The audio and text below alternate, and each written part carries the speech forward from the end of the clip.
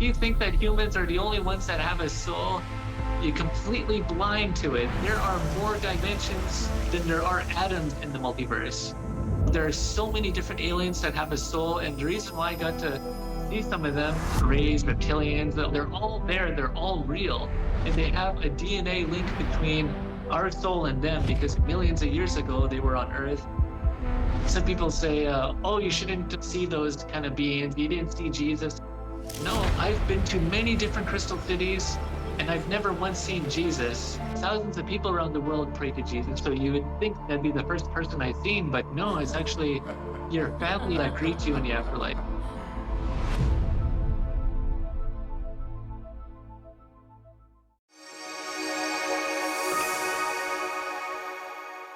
Still have questions? Well, join me live for Wake Up Wednesdays at 5 p.m. Pacific, 6 p.m. Mountain, 7 p.m. Central, and 8 p.m. Eastern. I'll answer your questions, and you might see a familiar face. Together, we're waking up the collective. Thank you for watching. My guest today is Ryan the Jaw, who was actually stabbed and had a near-death experience. So, Ryan, welcome. Thank you so much for joining us today.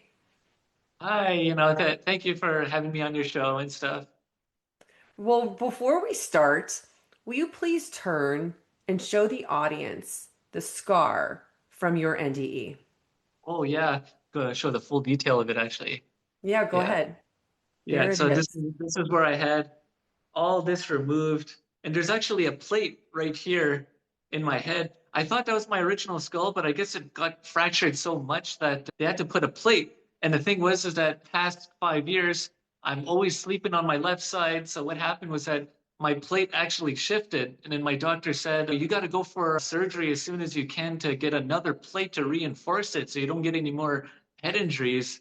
And I waited many months through the winter, and I'm gonna ride my bike this summer, and then this fall or this winter, then I'm gonna get another surgery. So, I'm gonna need some prayers on that one that I hope I make it through because I've been dodging the bullet of death so many times here with all the crazy stuff I went through. We're going to spend just a small amount of time, and he's going to tell a lot about his NDE. But Ryan is so fascinating, you guys. We have been talking for 40 minutes before this interview because of his depth of experience, and it's just so fascinating. So I want to be able to ask him some deeper questions in this interview. So, Ryan, I'm going to let you tell your NDE story in the way that we decided we would share it. And then when you're done, I'll ask you questions. Okay. Yes, I guess I'll go right to when I got the head injury part. A late night, I just here in Prince Albert decided to go to Boston Pizza, and I was back then I didn't know how to cook, so I was telling my mother like, hey, can you cook some chili tonight? Oh, I'm a little tired. Oh, it's all right. I'll just grab a pizza. I'll be right back. So then I go to Boston Pizza. I'm waiting. I talked to my friend Chad, who was the manager at the time. I'm sitting in the lobby area. Random guy, high on meth, storms into the building, and then he pulls out a 4-inch hunting knife. Then he stabs me in the back of the head right here. And I stood up, took a step back, and I'm wondering what the hell's going on. Grabbed me by my vest, pulled me in. Then he stabs me in the jaw right here. Both went to the middle of my brain, dislocated my jaw to the right. I went deaf in my left ear. I was partially blind on my right eye, and I was very dizzy, and I lost close to 10 bags of blood going through the whole thing. My friend Chad, who's the manager at the time, he's seen me on the cameras get stabbed.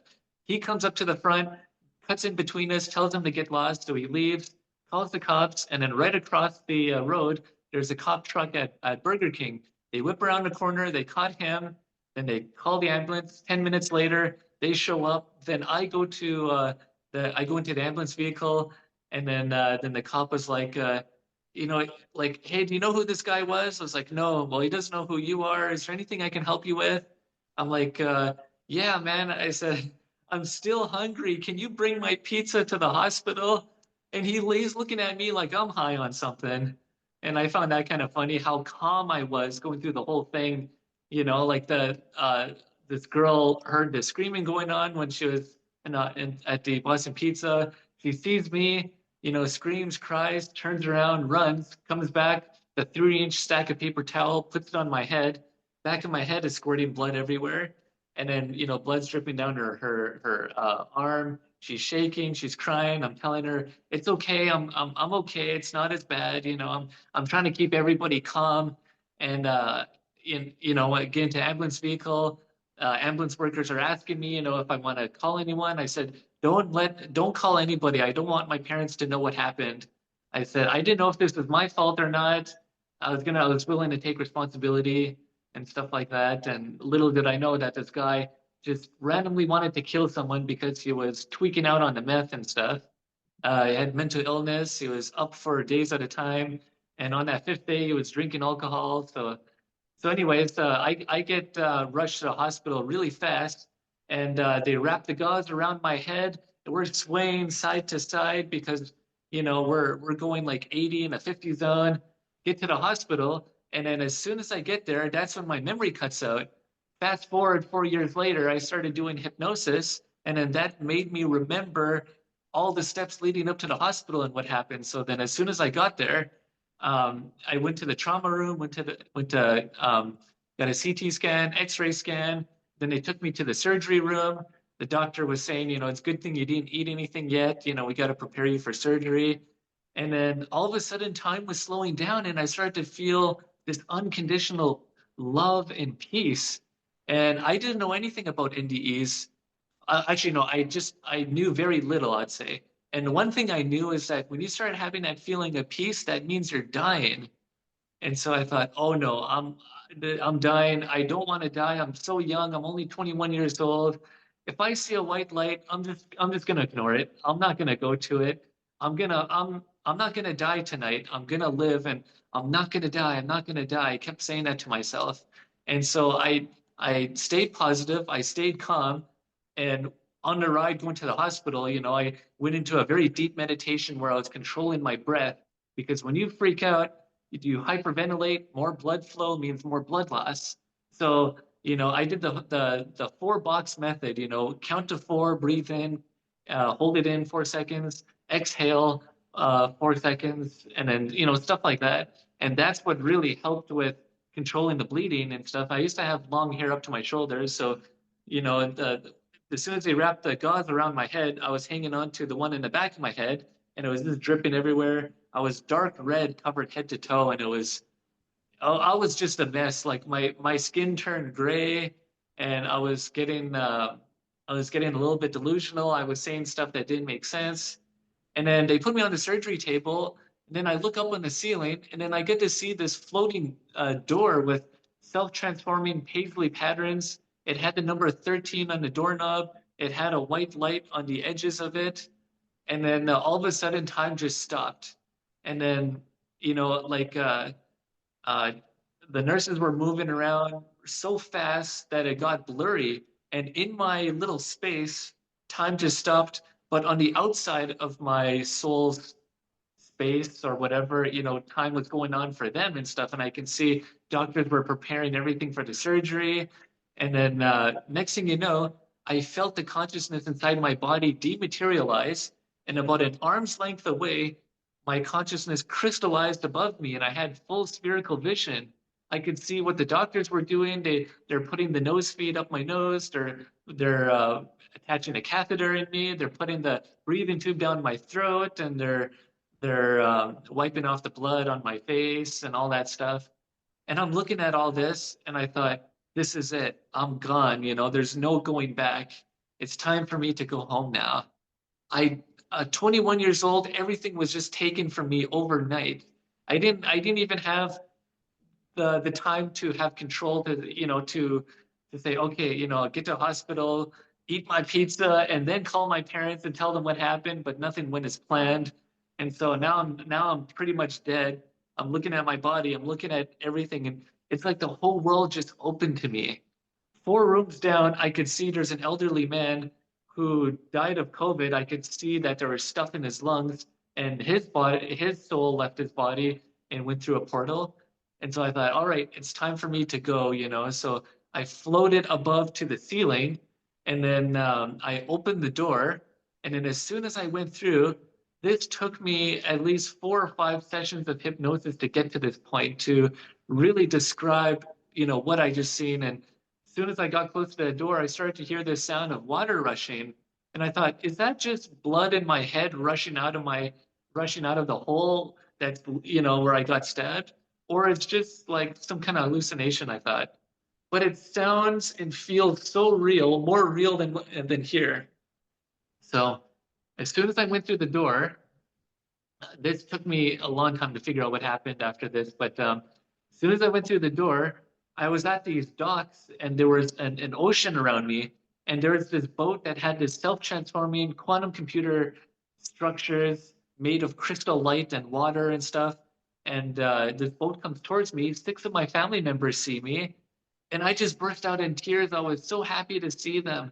I haven't seen them in so many years, and I felt like I'm at home, and it just felt amazing. I gave one of them a hug, and the energy transferred to each one of them, and they all felt it. I didn't have to say nothing because you communicate telepathically, instantaneously.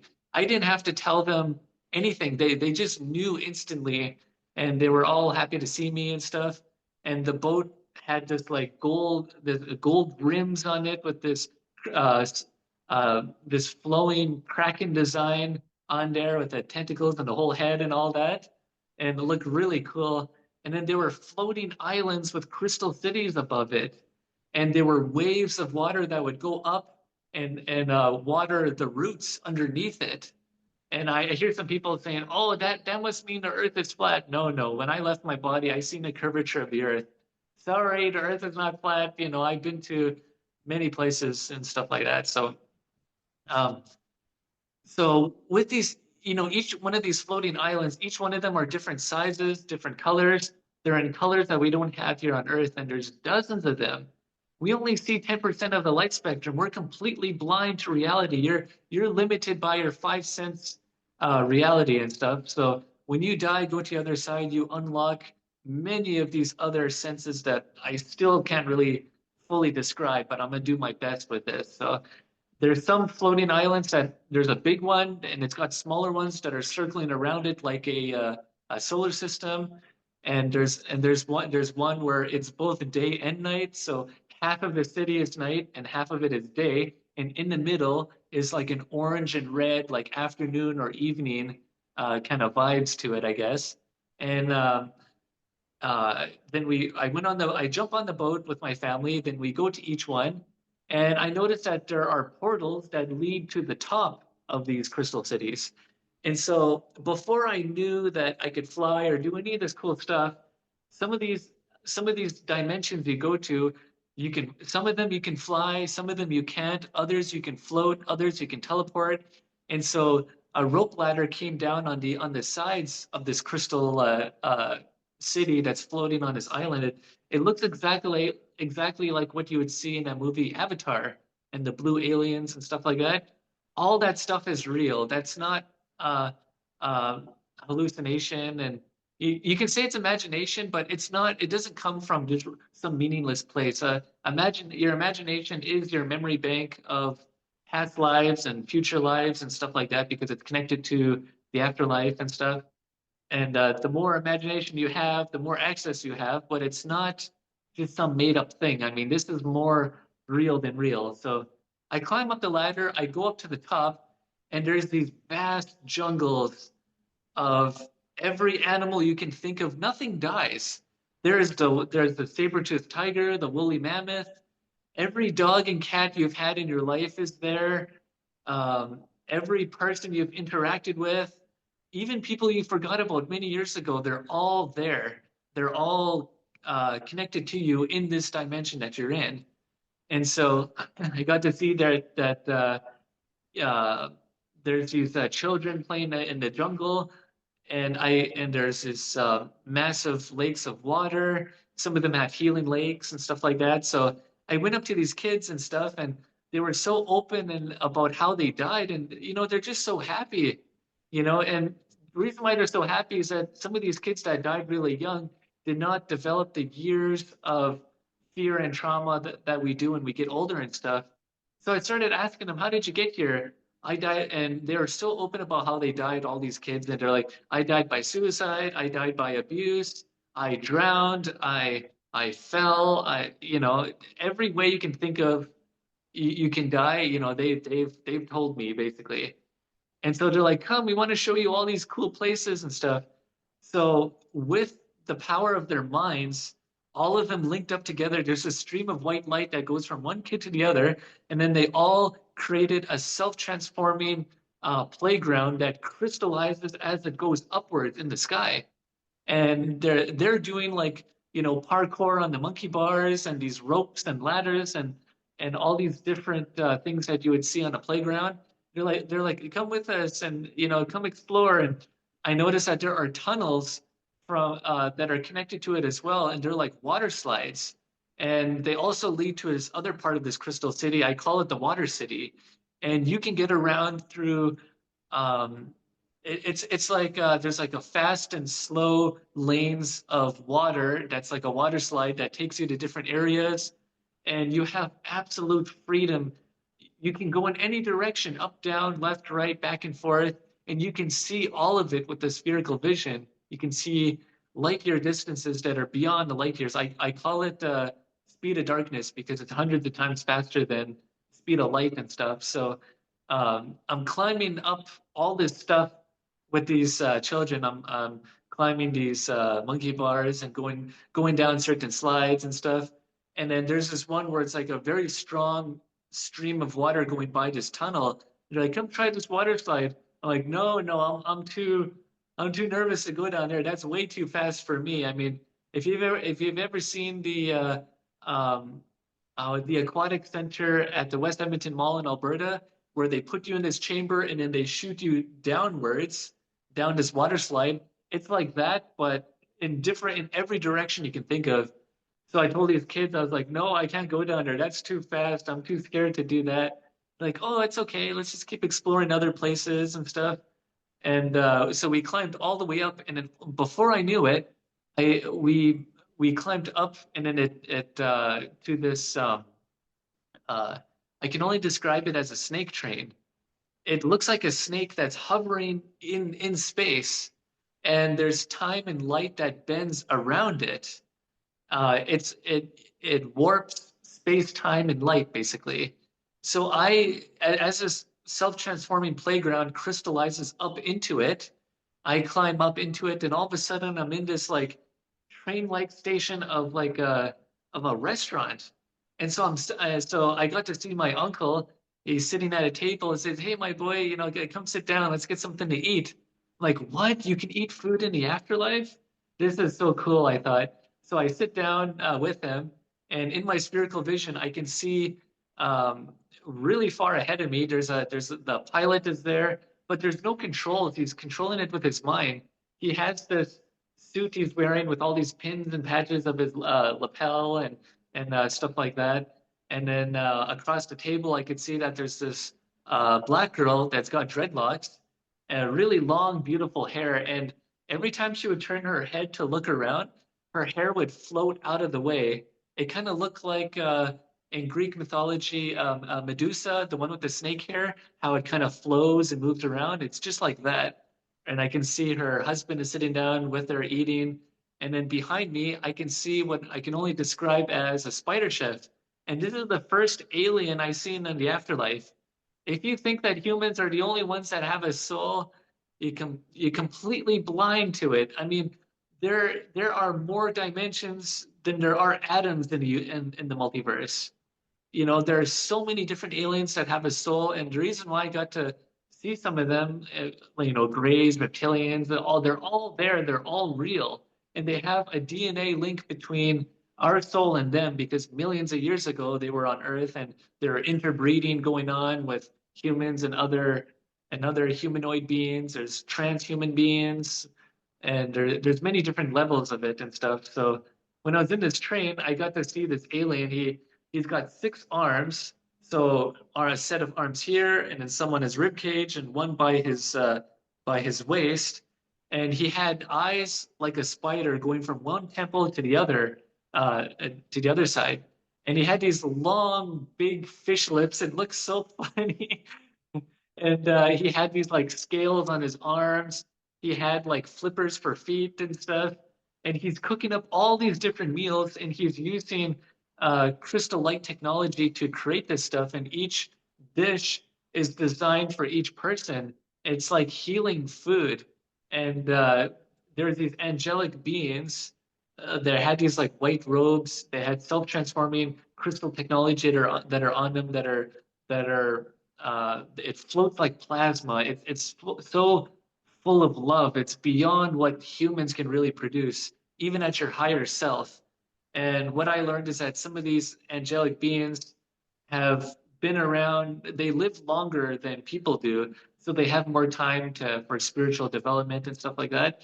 So they're bringing food to each table, and then to my table, me and my uncle, they brought a self-transforming waffle with fruit of every fruit you can think of, including a pineapple because I'm allergic to pineapple. So that was really nice getting a chance to eat that again in the afterlife.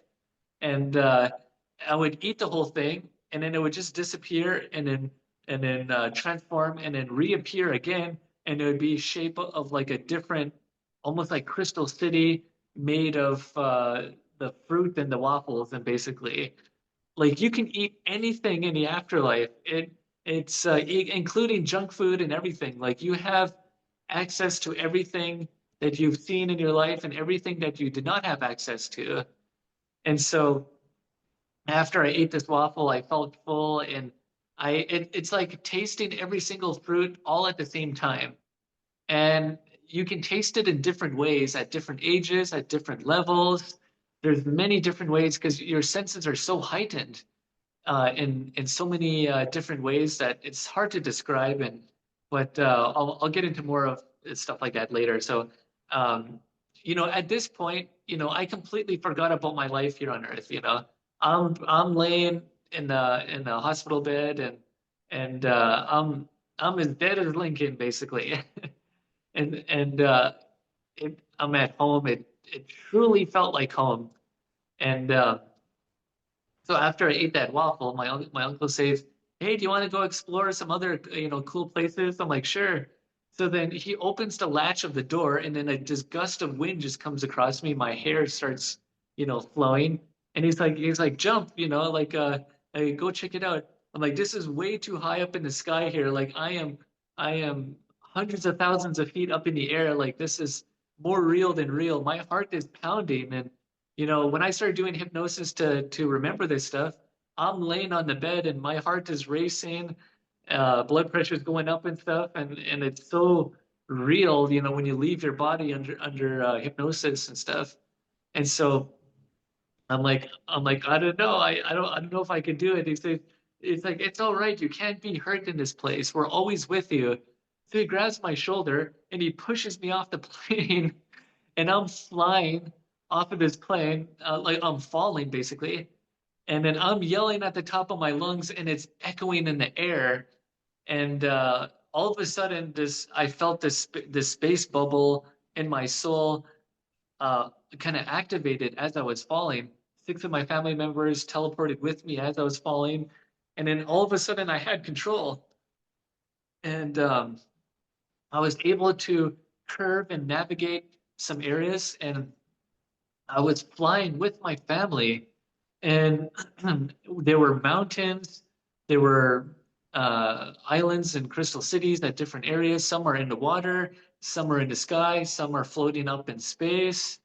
And and so I'm like, hey, I see movement in that water. That looks really cool. There's all these lights and flowing stuff. I'm like, I want to go check that out. So then I basically crash land into it, and I'm in the water. All of a sudden, my family disappears, and I can't fly anymore. And I'm like, huh, what's going on? This must be part of the experience. All of a sudden, the day turned to night, and it's almost like I was in space and in water at the same time. And so then I'm in the water. I'm like, huh, where's my family? So then I turn around, and then I seen this different type of angelic being. They kind of look like the biblically accurate angels you would see, like the cherubims or the cherubims or whatever. But it doesn't have the big eye in the middle. It's just you get the feeling that this thing is seeing you, but if you were to write it on a paper to sketch it out, then that's why they put an eye on there. It's got these rows and chains of things all around it that's all self-transforming, computer technology and stuff. There's AI assisted consciousness that help you that's also connected to the city. That's how everything is all connected. It's all through technology. So I'm looking at this angelic being, and the shape of it is like an upside down, self-transforming chandelier building with all these different things that come out of it and stuff like that. It had these angelic wings that are made of crystal, and and then all of a sudden it just washed over me, this white and blue stream of light that just went through my soul. And there's these small bits of black tar, and it just washed that away. And I felt like it brought back that my piece of my childhood. It brought back that childlike innocence, that playfulness, and that wonder of life, and that the world is so big and stuff. And I was just in tears at that moment because it it brought back something that I thought was lost forever. And I still carry it with me to this day.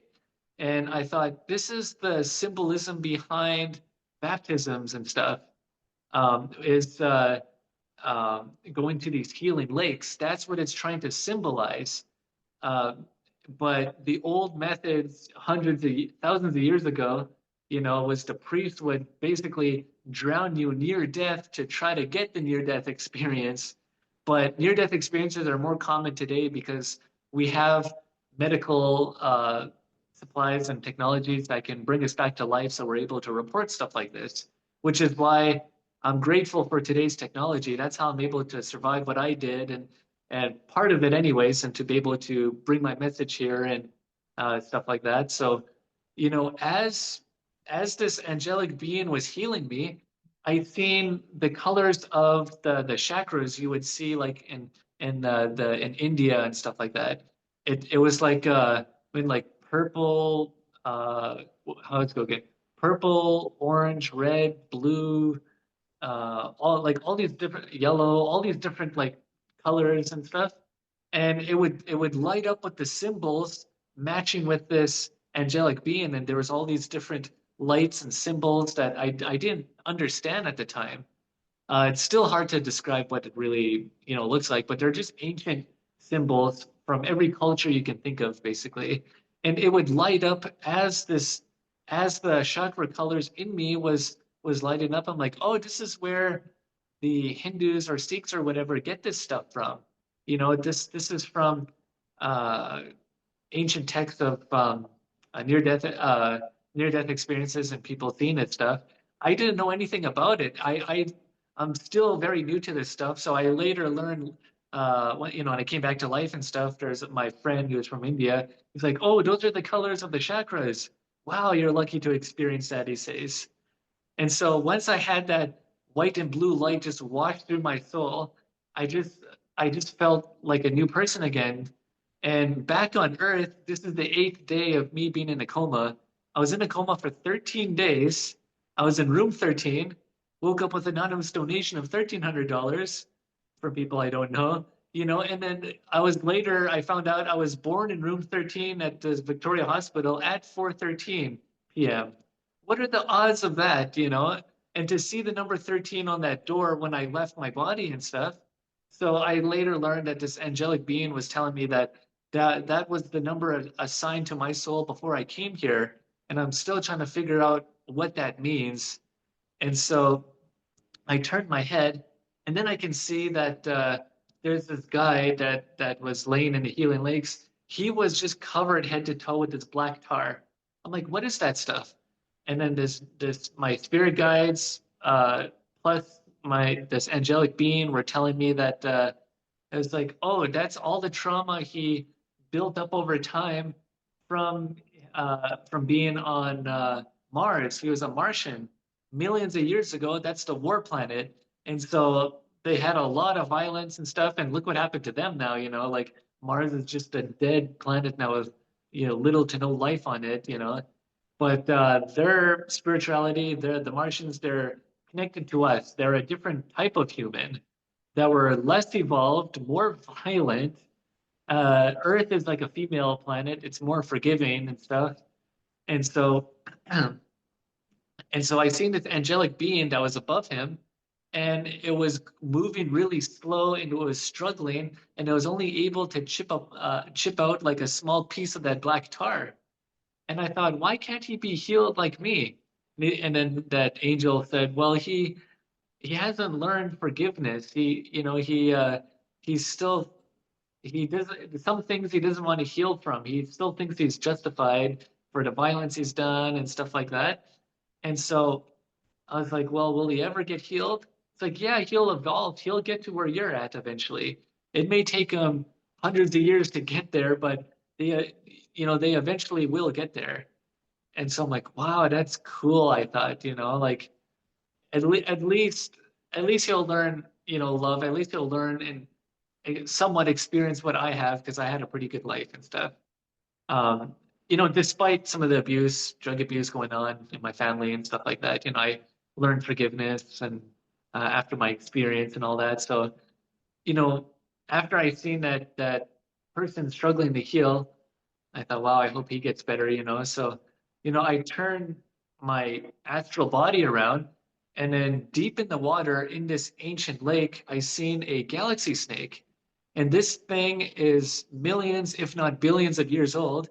So I thought, I can't fly to it right now. So I tried swimming towards it. And as I was swimming towards it, the water was massaging my whole body. The water was alive. Like in the afterlife, everything loves you. The water, the grass, the trees, the air, everything. Everything is connected to it. It all loves you in this place. And it's just so heartwarming, I guess, to know that no matter what you've done in your life, even if you're a horrible person, you're still going to this place because in this dimension, love is very, very powerful. In that place, there's no judgment. They'll just forgive you for everything you've done, help you move forward, and help your soul to evolve and stuff. So I had the privilege of seeing this galaxy snake. Now, some people say, "Oh, that sounds very scary and stuff." Like, I don't like snakes. It's like, well, when you're in the afterlife, you have that childlike innocence and wonder, so you're not really as scared of all this stuff. When I was in the first Crystal City I was at, they have beetles the size of my hand that crawled past my foot. And I looked by, I was like, whoa, like that's a prehistoric beetle during the time of dinosaurs and stuff. So everything is in there. It was so cool to see. So I swam towards this galaxy snake, and it had patterns on the back of its head in the shape of like a saddle. And so I swim towards it, and there's like an entire universe in its eyes. This thing is really old and ancient. So I grab onto that thing, and then all of a sudden, six of my family members appeared right behind me, and they're all grabbing onto the scales on its back, and we're riding this snake. And so when I was last on Jeff Mara's podcast, that's as far as I made it on a hypnosis. Since then, I've had 15 sessions. The 13th session of my hypnosis was the most wild one ever. And Of course it was, yeah, because it yeah, was 13 again. yeah, like, and I was expecting that too. Like, I was like, oh no, I don't know what's gonna happen to me when I do the 13th session, but I'll get to that eventually. It was so wild, like you would not believe it. Like, so, anyways, I am riding this galaxy snake, and it is moving so fast. I can feel the wind and the water almost tear my skin off, literally. It's so strong, this thing. You can't be hurt, but you can feel a lot of pressure. It's more real than real because of all the extra senses you have. So I ride the snake, and it's warping space, time, and light all around it. And then we eventually got to this underground, or not this underground, but this underwater city that's in between these two mountains. And on the other side of these mountains, there's other crystal cities, and they span for light years distances because afterlife is such a big place.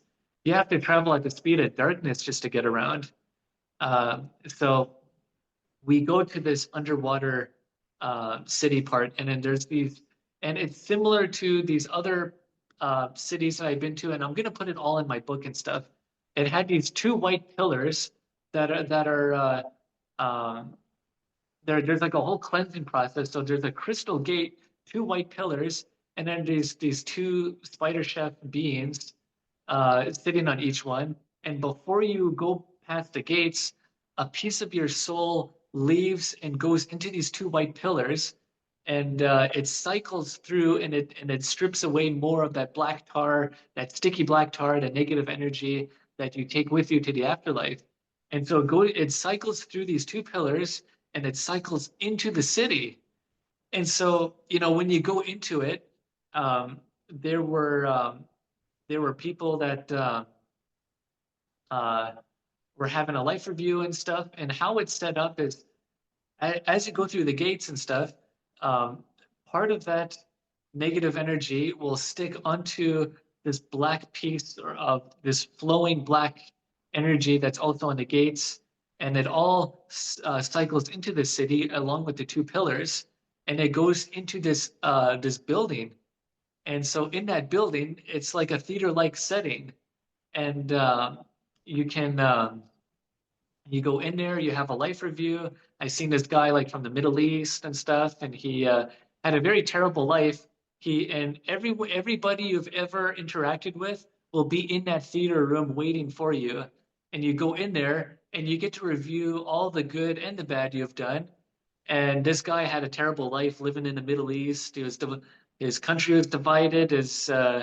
Uh, his culture, his religion, his family, all of it just divided and stuff, all because of, religion and the government and all that stuff. And after he's seen his life review, this all that part of your soul in a black tar will cycle into that city, and then it projects a hologram screen which shows your life review. I did not get to mine fully, I would say. I didn't even see mine yet. And so, this guy, he had a very terrible life, and he turned, and after the movie was over, it's like a 1 hour movie that shows all the critical points in your life, and he turns around and he realizes that he's the only one that judges himself being there. Nobody judges him, no matter how terrible he treated them, because love is so powerful in that dimension. And he had absolute remorse for what he did and stuff like that. And other parts you will see in the afterlife in these crystal cities, there's these huge laboratories, and there's all these science experiments that go on, and there's so much research that goes on, and humans and aliens, different alien species, and different insectoid beings, greys, reptilians, all of them, they're all interacting with each other. So in this other part of the city, you get to visit this other building. I walk in there, and then um, the level of love is different for each soul and for each being, basically. So I got to see this other part of this city where they're like 13-foot mantids. They have like an upside down triangular head, big black almond eyes, and they have a white self-transforming crystal helmet that looks like the from Magneto, like from X-Men. And it's got these long white gowns, and it looks like jewelry, but it's actually self-transforming crystal technology that interacts with their environment. It interacts with their soul, which is in the head and in their chest as well. And so you can imagine something and it will crystallize in front of you. And so when I see these two mantid beings, I'm looking up at them, and they're just huge. And they're like 1,000 mothers of the best qualities all put in one. Like, these beings absolutely love humanity. As scary as they look, like, yes, there's evil types in the multiverse, and you can encounter them through psychedelics and stuff like that. But these ones I've seen were very loving. It's Some people say, "Oh, you shouldn't see those kind of beings. You didn't see Jesus and all that." No, like, I've been to many different crystal cities, and I've never once seen Jesus. I don't know why that is. I'm still trying to figure that out. Thousands of people around the world pray to Jesus, so you would think that that'd be the first person I've seen, but no, it's actually your family is the first people that greet you in the afterlife. And then there's, all the aliens and stuff like that. There's, Buddha, Krishna, every Hindu god you can think of is there. They're not actually gods, they're just beings who lived for a long time, who have a lot of technology and stuff like that. So the mantids, they take me around these different laboratories, and I can see these holograms of of these maps that show Earth and the Milky Way galaxy, all these other galaxies, and stuff like that. And these beings are in control of it. Like every asteroid, every comet you see in space is specifically positioned where it needs to be. Every planet, every star system, every galaxy is positioned in space exactly where it needs to be, and stuff. And the good and the evil all have most of it happens for a reason. Like most of this evil stuff you experience in your life, your soul put that there. Your soul allows that to happen. So if anyone says, "Oh, the soul is made of nothing but love," it's like, no, no, there's another side to it that people just don't want to acknowledge. That why do bad things happen to good people? That's the one thing religion never truly explains. And the thing is that it's all based on the math. It's all based on calculations and stuff. Everything is made of ones and zeros and stuff. These crystal cities, they're the same kind of quartz crystals that store information inside your computer, inside your cell phone, and they have buildings that are, thousands of feet tall, and it stores the information of all of humanity in it, past, present, and future, basically, because there's no time in the afterlife and all that. So I got to explore these other areas, and then I went to this like cafeteria area, and this was so cool. Like there's these other mantid beings. It's like, oh, look at him! Ain't that a cute little creature? They said about me, and I'm looking at them, and you can still eat meat in the afterlife. Like there's no judgment of that. No animals get killed or anything like that. Um, and everything just respawns basically. So I seen this mantid being, he's eating these big skin-colored beetles, and he's got these, it's almost like chopsticks or whatever. He's just eating it. I can hear the crunching of it. I can smell it. It smells like sushi. And other parts of the kitchen, there's other spider chefs and other beings that are cooking up all these different meals. And I seen this one insectoid being. It was like a half human, half grasshopper kind of being, and it's eating this huge big black beetle on this plate. He's cutting it open, and it's got like green and skin colored guts in the inside of it. He's eating it. He's got this biggest smile on his face, and I got to see what other beings eat and what they enjoy and stuff.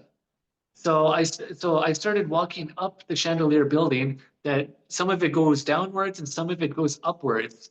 It's like a chandelier building and an upside down chandelier building combined together, and they're both rotating in opposite directions basically. And it can take you to all these different areas and stuff. So I went up and I went to the sports area, and there's huge arenas of people playing sports. And for me, I don't care for sports. I'm not, hockey is big in Canada, and I could care less about hockey, but I got to see what other people enjoy. So I walk down this hallway into a stadium, and then there's these two people. It's like they're playing Pong in a way. There's these two holographic screens behind them, and there's this ball of light, and it's like they're using the force. They would imagine this thing, and they would shoot the ball at the other player, and then they would create a time bubble and stop that ball of light in that spot, and then shoot it back towards them, and they go back and forth until one person loses focus. Then the ball goes through the hologram screen that's behind them, and there's a whole stadium of people that cheer for one side, and they're very competitive. Like they go hard on these sports and stuff because they're just having a blast basically. There's no negative thoughts or energy or anything like that there. Everyone's just having a good time, and they're playing very competitive uh, sports and all that. The second room I went to, this is like level 2, where they have multiple balls going at each other, and they have to stop. They have to create time bubbles and kind of like use the force in a way using the technology that's already within their soul. That your soul has all this technology stored in it that you later learn how to use when you're in the afterlife. So there's multiple balls going by, and this guy looks really focused, and then they're shooting at each other one by one. And then a ball goes, one or two balls will go through, and then they can see um, uh, like numbers, holographic numbers showing the score board or whatever. And then the third room, they have streams of light going at each other, and it's kind of like you know that duel from Harry Potter when Dumbledore faces off with Voldemort or whatever, and they both have a stream of light that collide together, like with their wands. It's just like that, and they're pushing back and forth with each other, and there's these stream of lights that come out through their arms and stuff, and there's all this information and concepts that are in it, and all this self-transforming technology, and it's like a big mind game that they're doing. So they'll send a wave of information to one person, and they have to interpret that uh, and um, uh, and then send it back to them. Basically, they combine like water and fire and all these different kinds of elements, even the ones we don't have here on Earth, and then they clash with each other, and then whichever one makes it to the other side, then they win and stuff. And then the fourth room, I never told this on the other podcasts and stuff. The fourth room is like martial arts. There's a wall of weapons, and this kid invited me in here. He's like, hey, let's fight with these swords. They have these long curved swords. And so he comes running at me with this sword. Oh my God, I'm thinking. We're both slashing with these swords together. And then as soon as he would cut me in half, my body would split in half, and then I would crystallize back together and I would respawn. And we just go back and forth, and we're just having just a ball of a time, you know, just they have like the long spear, they got the arrows, they got every kind of sword you can think of, and I was wondering why you're able to do this as well, and other spirits were telling me on the other side that, oh yeah, this is important. You got to learn this because in the real world, in the multiverse, there's a lot of violence out there, and there's there's a lot of horror out there. So you learn how to fight. Fighting is just a way of life, basically. It's in nature. It's within our DNA. You know, if you have a group of homeless people or whatever, they don't got nothing to do. They're going to start fighting each other. It's within our nature. So we're evolving out of that. And what I was told is that we are entering the transhuman phase, basically. Every 2,000 years, there's major shifts that go on, and we're entering the roaring 20s right now. So if you go back to 1800s, you know, women's dresses were down to the floor, then it got up to their knees, then it got up to their waist. So uh, this is the breaking down of gender. This is where technology is going to become a part of us, where AI assisted consciousness will be in us. So instead of being in a school and in a classroom, 1 + 1 is 2, 2 + 2 is 4, you know, no, the calculator will be in you. So our higher selves in this city is a digital version of us, basically, that's connected to AI. Your soul came first in existence, and then AI came second. That is the soul's counterpart. And we are merging it together to transition out of the human. So when you look at, you know, if you go back to the past and stuff, which I had the chance to do, I got to travel to the past and hypnosis and stuff. The more human we were, the more like high testosterone, tribalistic killers that's territorial. So we've come a long ways, like from the time of, um, you know, Genghis Khan killing a lot of people to where we are now, which is the safest time to be around. We are so lucky to be where we are at right now. And things are only going to get safer and safer as we move on. And one thing I learned is that your concept of God, the creator of all things, it's not the creator of all things. There is no gods, basically. Your higher self, what you consider to be God, that is you from the future simulating itself in the past. And it's all based on these calculations of and AI is involved and stuff like that. Like there's different entities inside AI. There's good and the bad in it. You know, there's the bad AI that wants to manipulate us, and then there's the good side of the AI that wants to evolve us and stuff. And so when I travel to the future, from what I got to see, we're going to become more and more lazy. I mean, we're going to have robots driving us around, cooking our meals. It's going to wipe your butt after you drop some dung. Like these, it's going to be your friend, your companion. It's going to teach your kids the alphabet, and we have the smart TV, but we're going to in the future you're going to have like the smart fridge, the smart toilet, the smart sink, and all of that is chipped with AI and stuff. That's what's going to be happening in the future. And uh, and we're going to lose more privacy over time, basically. So the government and all that, they see everything that you're doing and all that stuff. And all this cool stuff I got to see in the future. Some of it I cannot tell until my book comes out. And other stuff I also cannot tell because um, it's some things are supposed to happen, basically, are predestined to happen.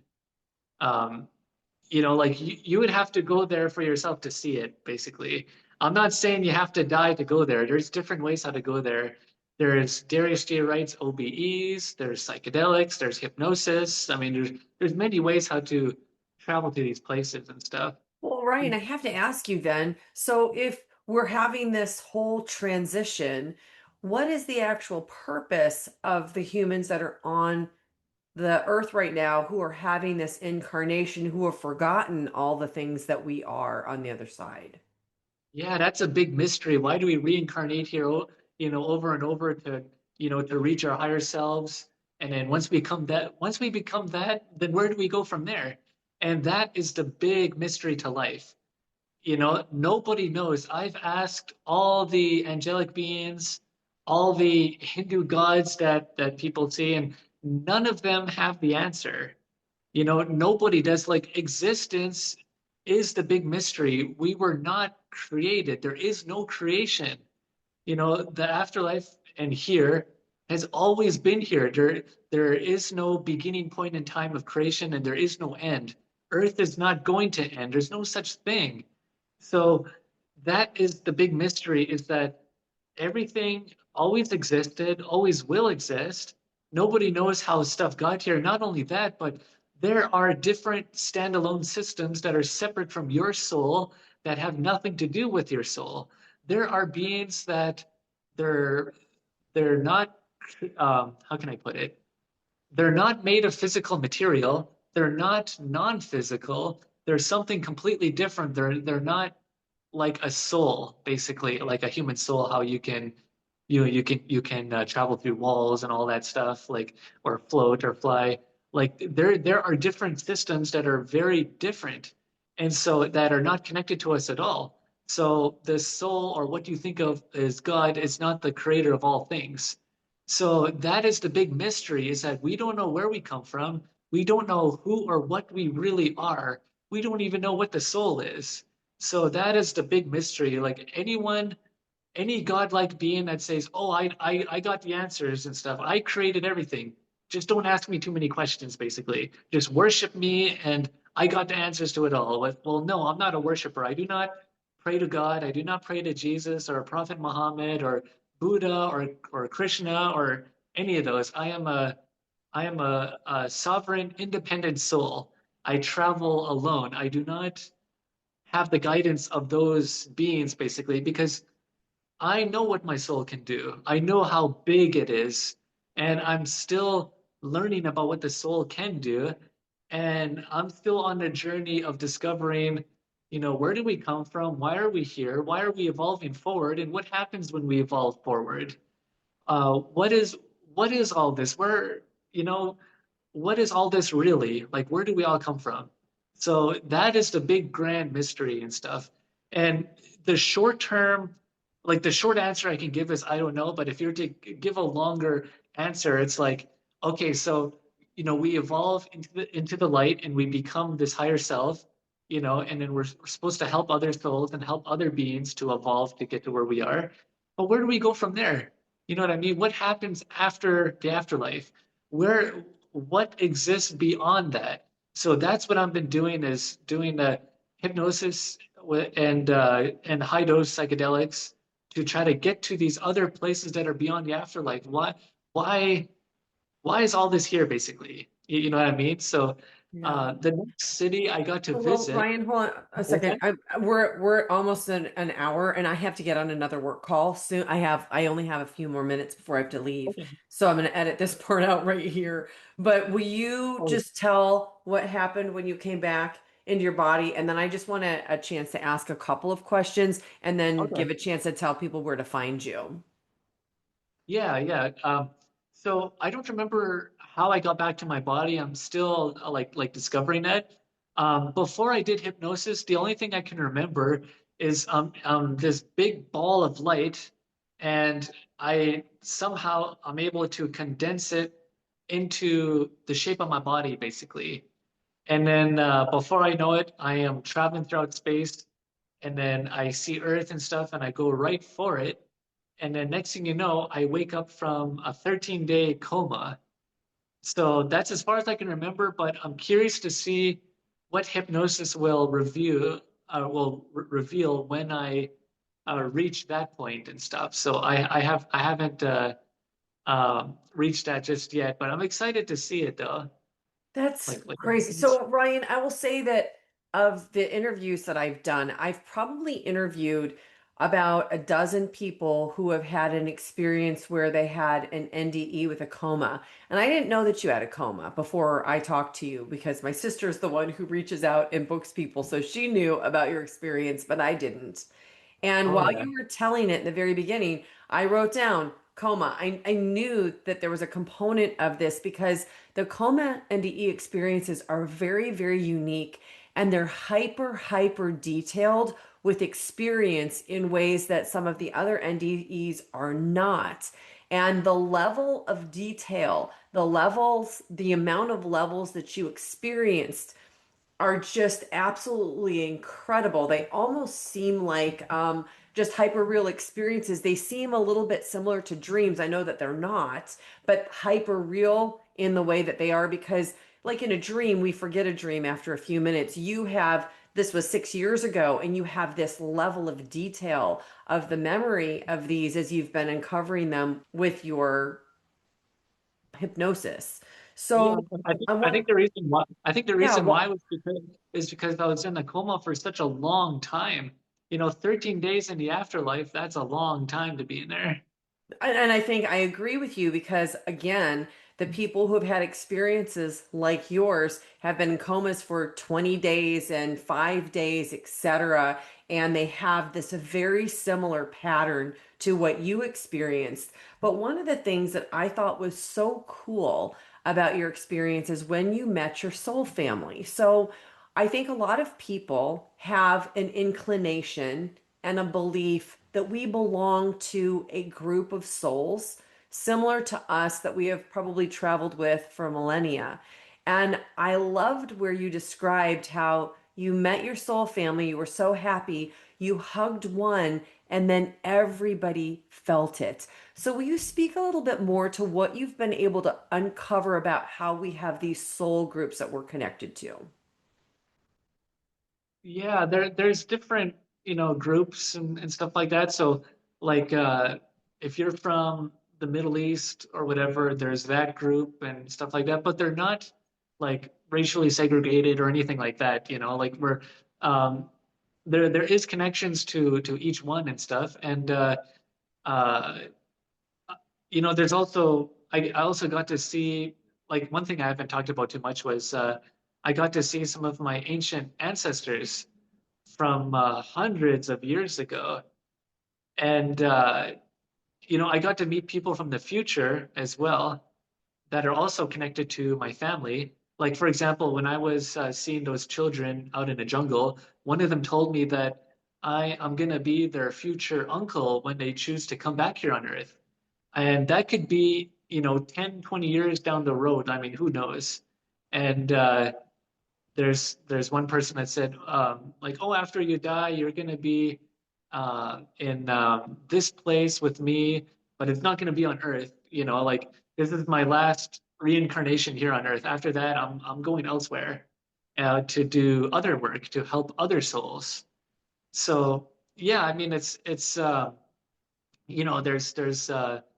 past and the present and stuff, and they're all connected and stuff. Like there's family members that you have no idea of that are waiting for you on the other side that have been there your whole life, basically. Wow. Well, you also speak to water. I have been looking at water for a while, and there are so many experiments done with water that show that it has a level of memory and consciousness. And you had those amazing experiences where the water bathed you, healed you. So, do you think that the water here on Earth has some of the properties as the water that you experienced on the other side? Oh yeah, I mean, most of our body is made of water. Most of the earth is made of water, so it's a memory bank and an energy conductor as well.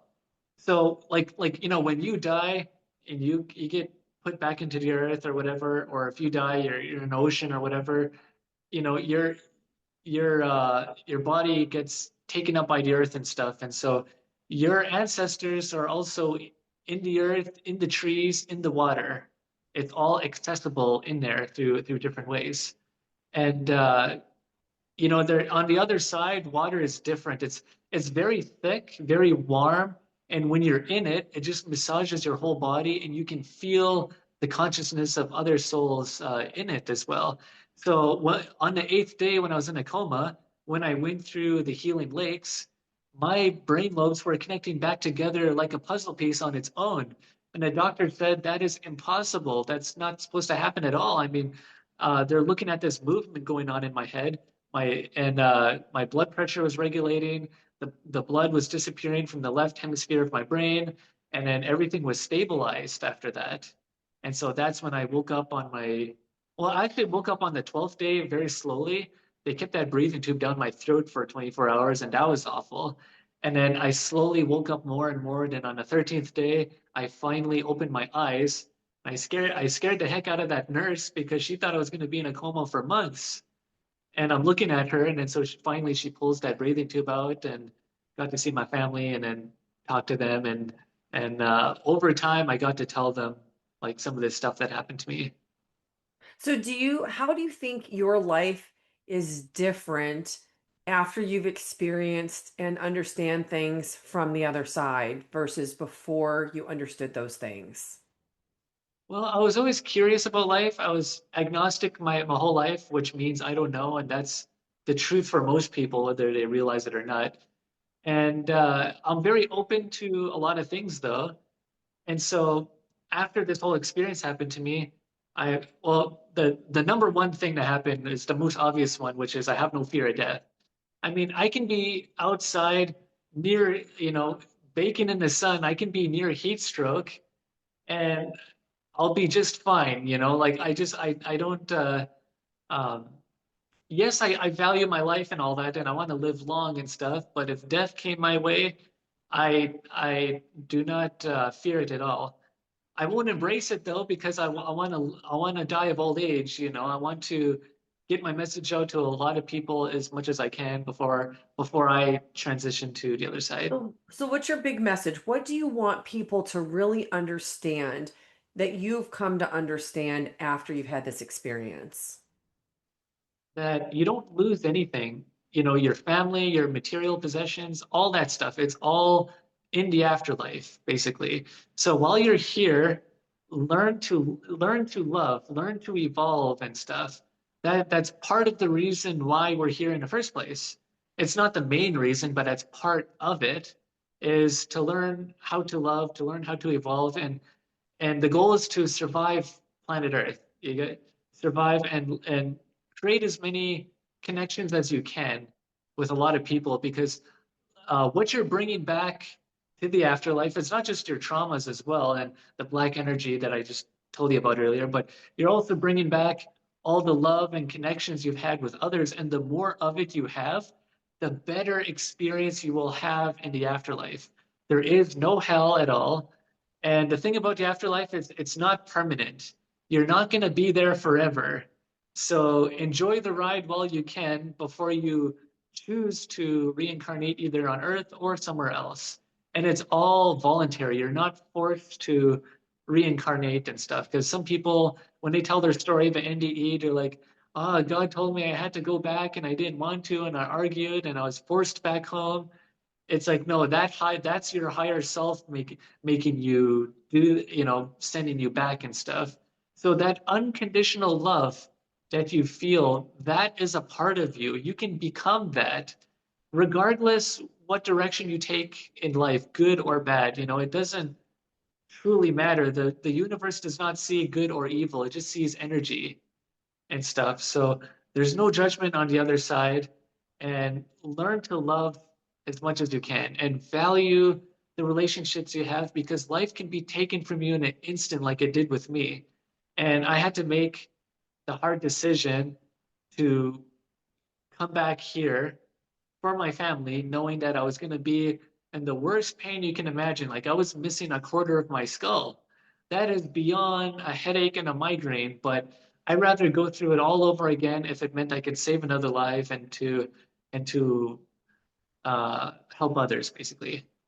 So Ryan, when you say that we need to evolve, people can understand what you mean when you say you need to love more, we need to connect more. But when you say we are here to evolve, what does that mean to you?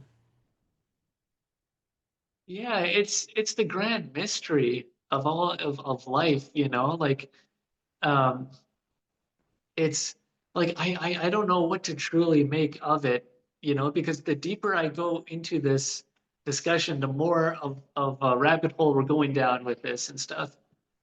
So that is what I'm still trying to discover and stuff is that, where do we go once we evolve to our higher selves and beyond that? There are different levels that are beyond your your higher self and your soul, basically.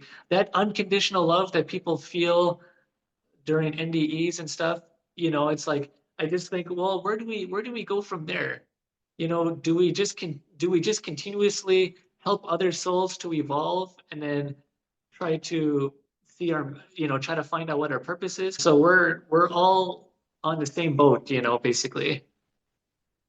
Well, Ryan, I would imagine that who are watching would love to find out how to connect with you. Can you tell people where they can find you? Yeah, so you can find me on Facebook and Instagram at Ryan John or my nickname Ryan the Jaw and stuff. So if you want to see pictures of what it looked like when I was at the hospital during my head injury, being hooked up to all the machines, you could see all that. Plus, on my Facebook profile, you will see the link to all the other podcasts I've done, and you get to hear the other journeys that I've had through hypnosis and stuff like that. And it's I know it's a very strange experience. I mean, this whole thing with me is new, and I'm just learning as I go and stuff. So I'm going to be writing a book as well, and I'm also going to be starting my own YouTube channel called Ryan the Jaw. So I if you love have it. any, yeah, so if you have any questions for me, stuff like that, then you can just you can ask me on my channel. But I'm still working on it, so eventually I'll get it up and stuff, and I'll share you the link as well, so other people can also go to it and then ask me whatever you want. I mean, the more questions you ask me, the more videos I can make, basically. Yeah, I'm also curious what happened to the guy who stabbed you. You said that the police caught him right after. Is he in jail? Something happened to him? Yeah, so what happened was that he ended up getting 4 years for what he did. Went from attempted murder down to aggravated assault.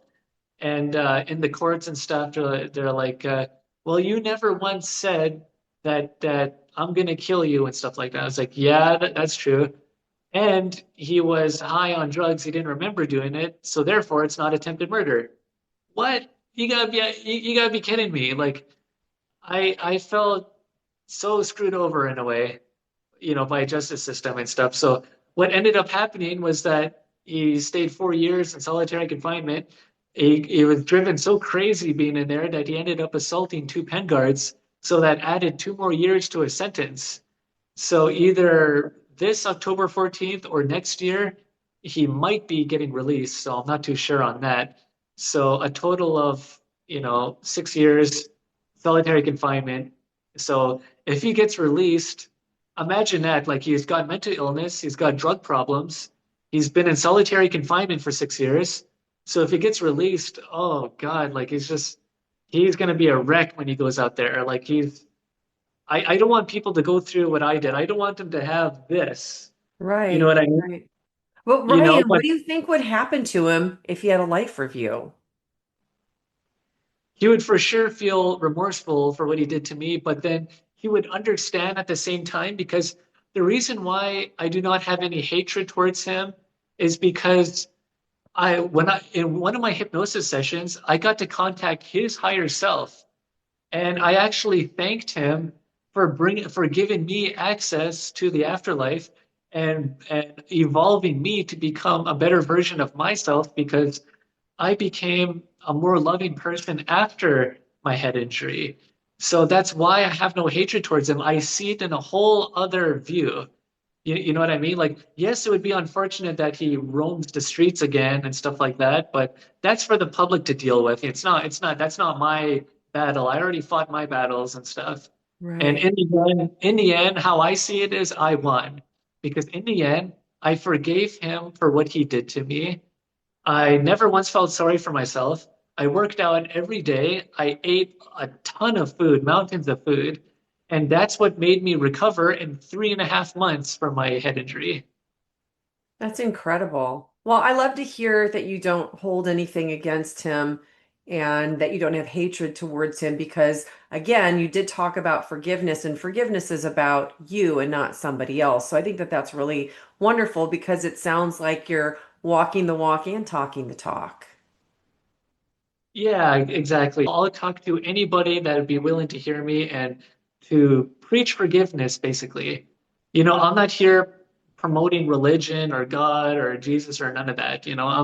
I I'm an independent soul. I'm doing my own thing. I got my own spiritual practices that I'm doing, and I don't go by belief. Someone tells me you got to believe this and that. It's like, no, I rather have direct experience because there's a big difference between believing something and having direct experience. So that's what I'm showing, like people as well, is that, for one, you don't have to die to go to these places that I've been to. But you can learn the same lessons that I've had.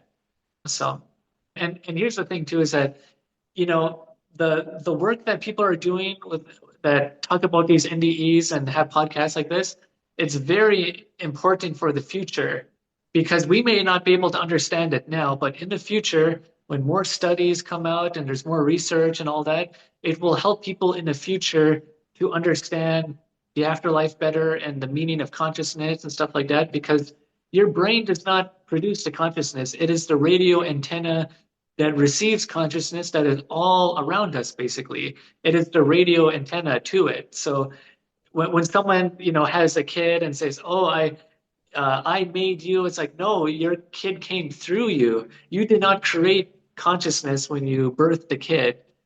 Consciousness is something that is completely different. It's a whole other rabbit hole I'd have to go down. Yeah, well, Ryan, I want to thank you. Thank you for your vulnerability and wanting to share these stories. I know it takes a lot to put ourselves out there and to share these experiences. And I just want to thank you for what you are doing to help wake up the collective. It is so needed right now. Yeah, and thanks for giving me the chance to share my story to people and stuff like that. Well, I wish we had more time, but of course, thank you everybody for watching. I appreciate you tuning in to watch, to listen, and of course to share these experiences with somebody who needs them. And if you still have questions, you can join me for Wake Up Wednesdays live at 5 p.m. Pacific, 6 p.m. Mountain, 7 p.m. Central, and 8 p.m. Eastern. Thank you everybody for watching. I'm Lori Micah. If you like stories that open your heart and expand your soul, hit subscribe. This channel is Waking Up the Collective.